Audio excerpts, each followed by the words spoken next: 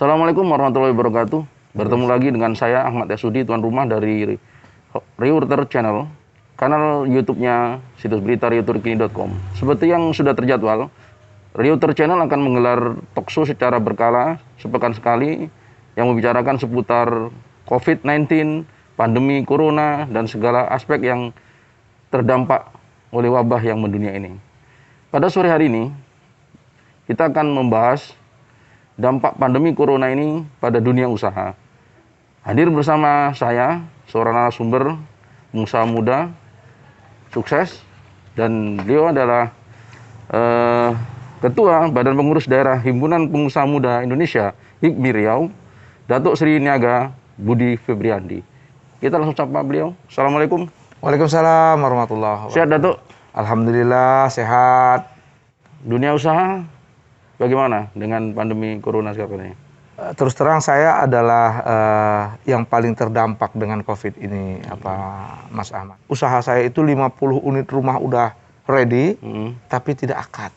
Dan itu tidak hanya Datuk sendiri yang mengalami? Bukan hanya saya, tapi seluruh developer. Nah, bayangin saja kalau misalnya 50 unit itu terdampak sekitar, kalau dikali 140 juta nilainya, maka itu sudah hampir berapa itu? 7 miliar. 7 miliar. 7 miliar uang yang ya? tidak bisa terputar. Akhirnya kita nggak bisa bangun lagi, tukang tidak bisa terima uang lagi. Saya nggak tahu tukang saya kerja apa ini. Multiplier efeknya sangat panjang. Sangat banyak sekali. Toko bangunan nggak jalan lagi, masyarakat yang cari material, misalnya materialnya nggak diambil sama toko bangunan. Ya luar biasa saya pikir ini.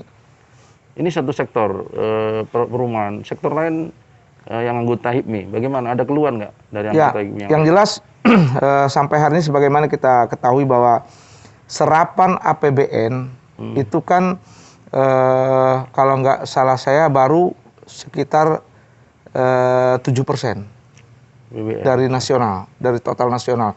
Nah, artinya teman-teman yang notabene kontraktor, baik itu pengadaan maupun pelaksana seperti bangunan atau pengadaan, rekanan-rekanan lah, pengadaan barang dan jasa, itu kan nggak dapat proyek mereka. Nah, otomatis juga mereka punya serapan terhadap tukang, terhadap material juga nggak jalan di Riau. Tuh, yang keluhan. Yang lain lagi misalnya, teman-teman yang bisnisnya baru menanjak di kuliner misalnya. Nah, begitu awal 2020, mereka harus tutup kedai. Tutup kedai. Banyak sekali anggota HIPMI yang tarafnya UMKM, baru jualan, baru bersemangat buka tenda, baru mulai ngumpul-ngumpul kita seperti misalnya kayak yang teman saya ada gulai tikungan misalnya kayak begitu kan. Nah, nah itu baru buka 3 bulan kena wabah COVID, akhirnya nggak bisa buka lagi. Nah, ada lagi misalnya anak-anak HIPMI di daerah seperti di Tembilahan, baru bersemangat, punya modal, bikin warung kopi nongkrong anak-anak muda, ya baru beli peralatan kursi.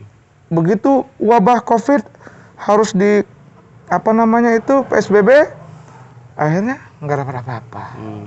Nah, yang lebih kasihan lagi, misalnya anggota HIPMI, dia baru punya modal beli mesin gunting rambut, barbershop ya, beli kursi, beli apa.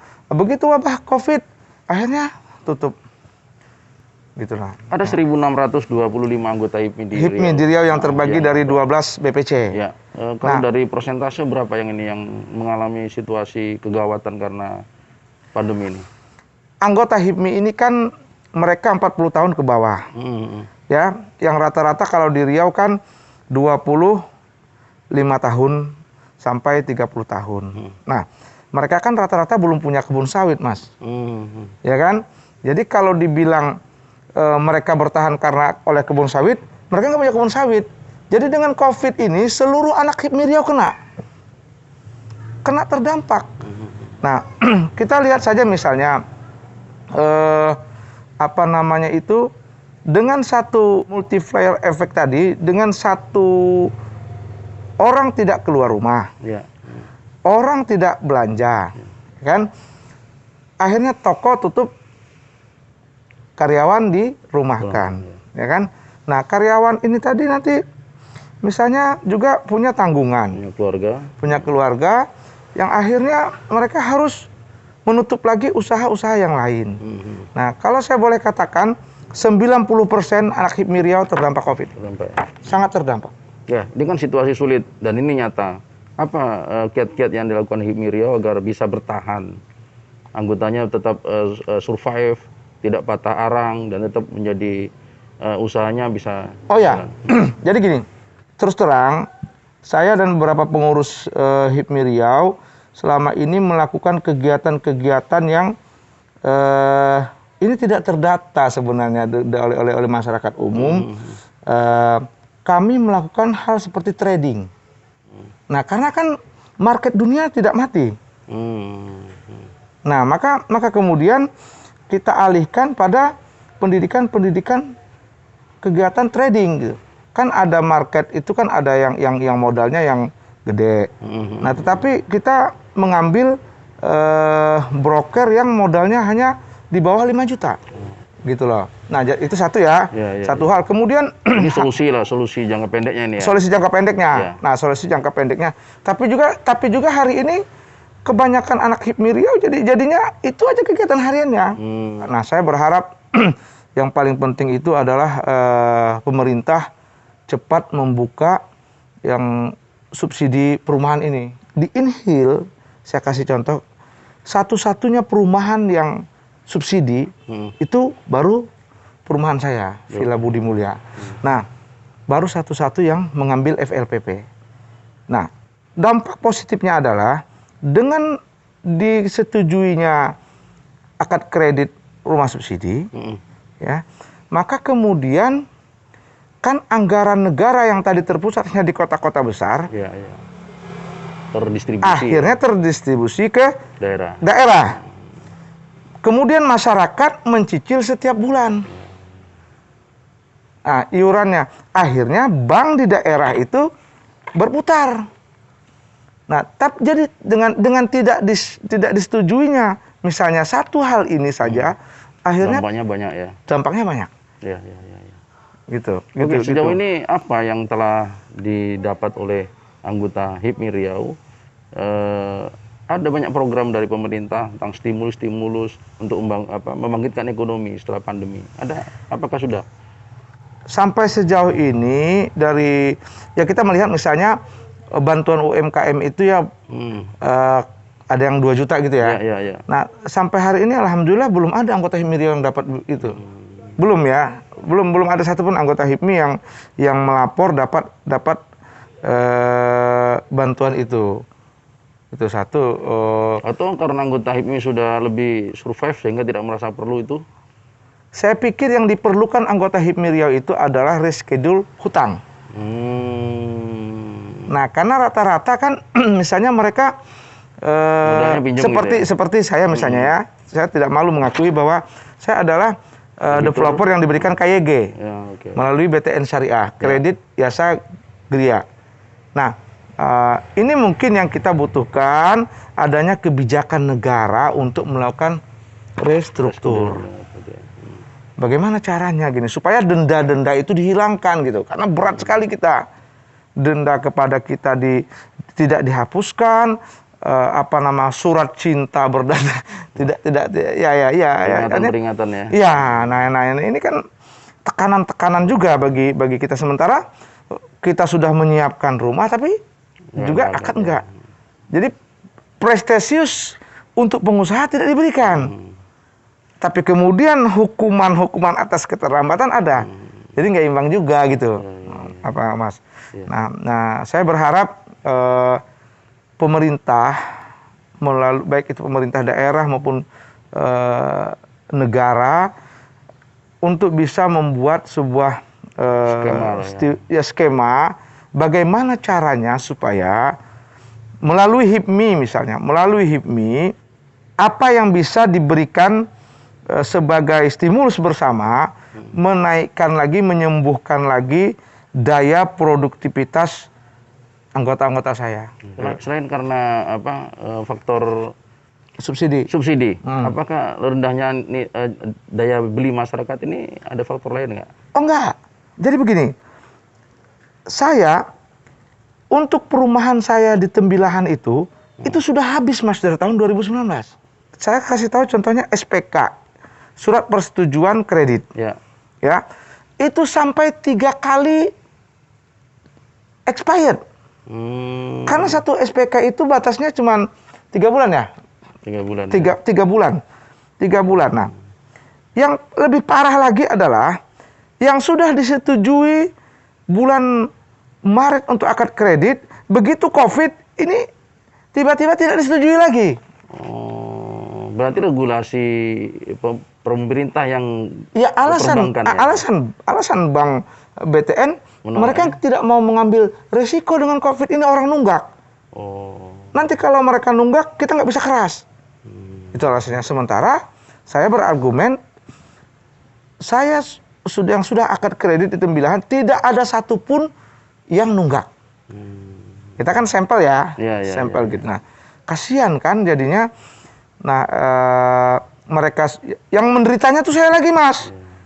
Begitu diurus sudah SPK keluar, orang sudah bahagia mau berangkat akad ke Pekanbaru, ternyata batal, dianulir. Mereka minta balikin lagi uang mukanya. Coba. Jadi saya harus memutar otak, menjual aset-aset yang sudah ada untuk mengembalikan uang muka masyarakat. Nah, ini saya yang benar-benar menderitanya ini. Ini fakta ya, bukan. Ini fakta, ini fakta. Saya berani bicara kita ini. Kita berharap agar pemerintah mendengar keluhan dari salah satu pengusaha. Salah satunya baru. Situasi yang sangat sulit karena ada perubahan regulasi di perbankan ya. Ya, belum lagi hutang yang tadi gitu. Gitu. Nah, ini jadi ini.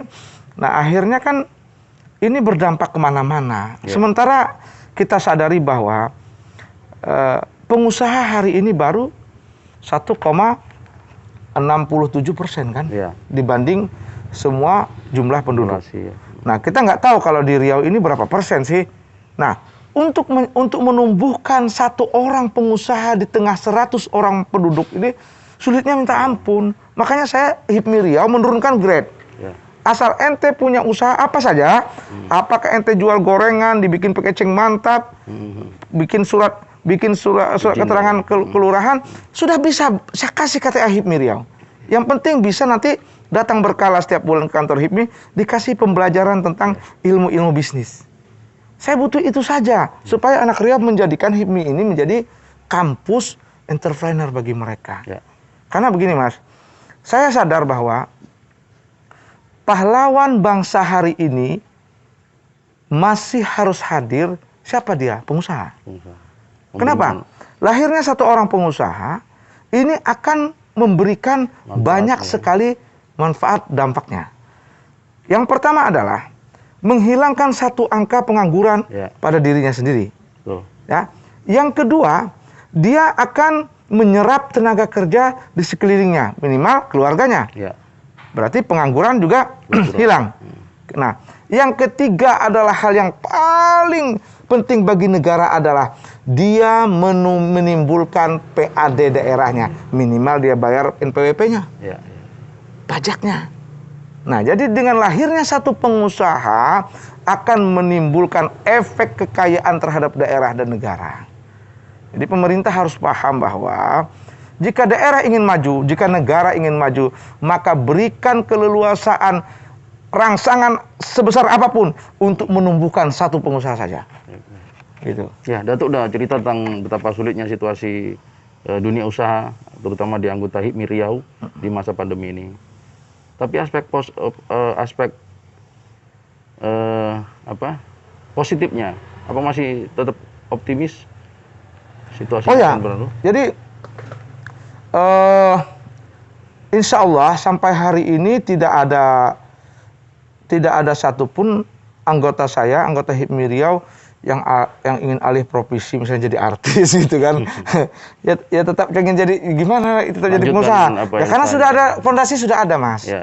Nah saya coba mengakali kedepannya untuk bangkit ini adalah kami membentuk kelompok-kelompok kecil usaha-usaha yang sejenis. Nah, misalnya teman-teman yang masih bisa bertahan, ini coba dibuat kelompok, misalnya 5 orang UMKM yang sudah terdampak, 1 orang masuk yang senior.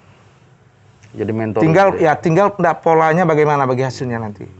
Nah, tapi ini baru pola imun anggota HIPMI. Belum ada campur tangan negara di sini. Saya berharap adanya campur tangan daerah, misalnya kepada Pak Gubernur ya. Mungkin bisa berikan kebijakan Bank Riau Kepri ini supaya bicaralah dengan HIPMI Riau. Karena mohon maaf, selama saya jadi ketua umum BPD HIPMI Riau, tidak ada positifnya bank daerah nih buat kami. Belum ada. Kontribusinya? Ya, KUR itu sendiri, kami nggak tahu di mana digelontorkan KUR itu. Kalau misalnya diajak HIPMI untuk bicara, ini ada KUR misalnya. Ya. Pemerintah daerah, apalah namanya, stimulus untuk pembangkitan ini. Gimana ini anggota HIPMI caranya? Ya. Nah, karena HIPMI ini sangat menjaga komitmen. Ya. Anak HIPMI yang blacklist BI checkingnya nggak bisa calon ketua umum, Mas. Nah, itu malu kita. Jadi nggak bisa. HIPMI ini paling aman ketika dia melakukan jaminan-jaminan memakai dana-dana bank. Ya. Baik, Datuk, terima kasih banyak pemaparannya. Artinya Datuk tetap yakin bahwasanya badai pasti berlalu. Oh yakin. Ini akan menguatkan kita. Ya, ini bagian daripada pembangunan karakter pengusaha ya. No pain, no game. Wah, tak ada luka, tidak ada main kan gitu. Inilah enaknya anak muda nih. Baik. Ya. Demikian tadi bincang-bincang kita dengan Datuk Sri Niaga Budi Febriani, Ketua Badan Pengurus Daerah. Ketua Umum Badan Pengurus Daerah Himpunan Pengusaha Muda Indonesia Provinsi Riau. Sangat jelas dampak pandemi corona pada dunia usaha. Tetapi pelaku usaha tetap yakin bahwasanya situasi ini tidak akan terus-terusan. Insya Allah. Pasti ada akhirnya. Mereka tetap optimis. Dunia usaha punya masa depan cerah di kemudian hari. Amin. Demikian, terima kasih atas perhatiannya. Sampai ketemu lagi. Wassalamualaikum warahmatullahi wabarakatuh. Waalaikumsalam warahmatullahi wabarakatuh.